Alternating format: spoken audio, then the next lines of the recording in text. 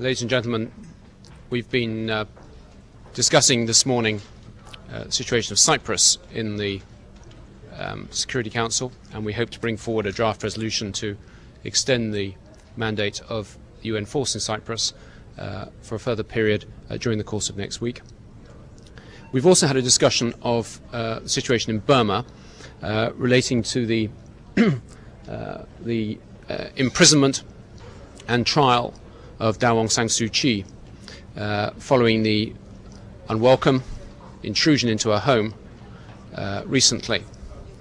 The Security Council has this morning agreed a statement on this question,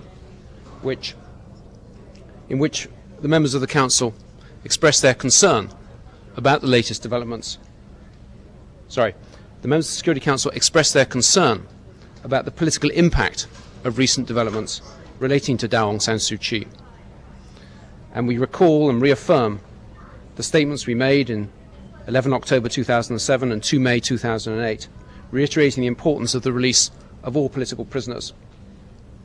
And we reiterated the need for the government of Myanmar to create the necessary conditions for a genuine dialogue with Daw Aung San Suu Kyi and all concerned parties and ethnic groups in order to achieve an inclusive national reconciliation with the support of the United Nations.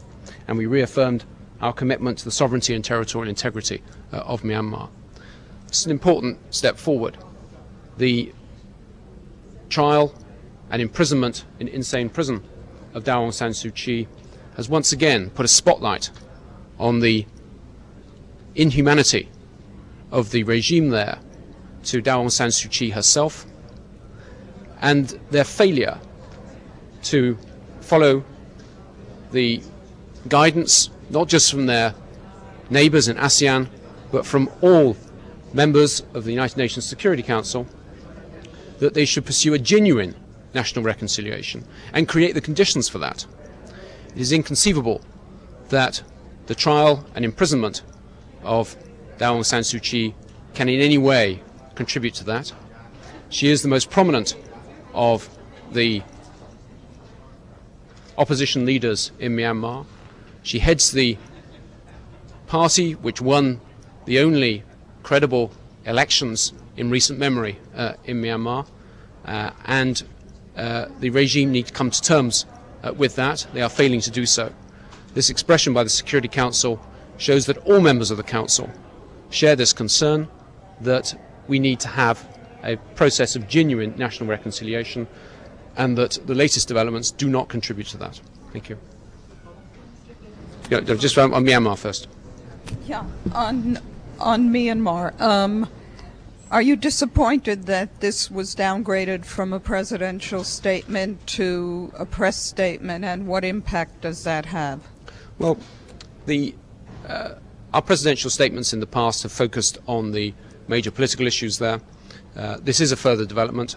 As I've advised before, I wouldn't get too hung up about the format.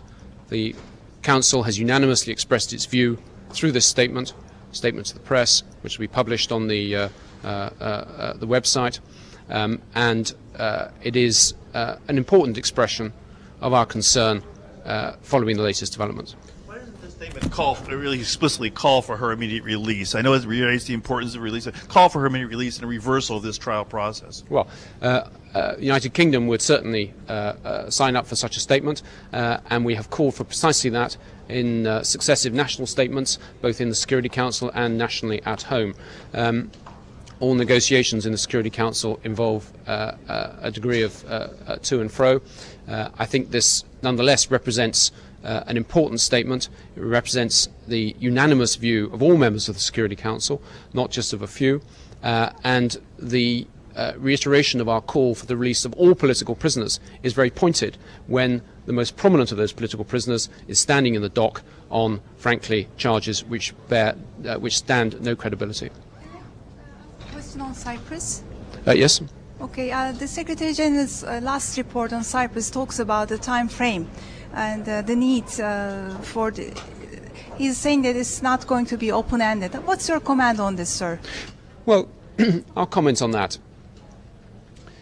We have a unique opportunity in Cyprus to take forward the negotiations towards a political settlement. The island of Cyprus has been divided for too long. The framework has been agreed in a series of Security Council resolutions and in the joint statements of the two leaders last year. We want to see an intensification of the negotiation process. We believe there is an opportunity to move forward and to achieve a settlement. We are not in favour of deadlines or artificial timetables, but we must all recognise that the opportunity that we have before us is first of all unique and will not be open-ended. And so we need to seize this opportunity now, and we look to the leaders of the parties to the negotiations who have made good progress so far, but we look to them to intensify them, and we hope there will be real progress in the period ahead. The General Assembly announced this morning that they're postponing the economic summit that they've been planning for the first week of June until the end of June, basically over differences of working out differences on the document. Can you talk about that a little bit? Well, I don't think the General Assembly has made any decision on this. Indeed, there's a meeting at 3 o'clock this afternoon of the General Assembly to consider the request from the President of the General Assembly for such a postponement. I think there are widespread concerns about that question. You'll need to talk to other countries about it. Few countries see advantage, as I read it, in delay, but the consultations are ongoing on this.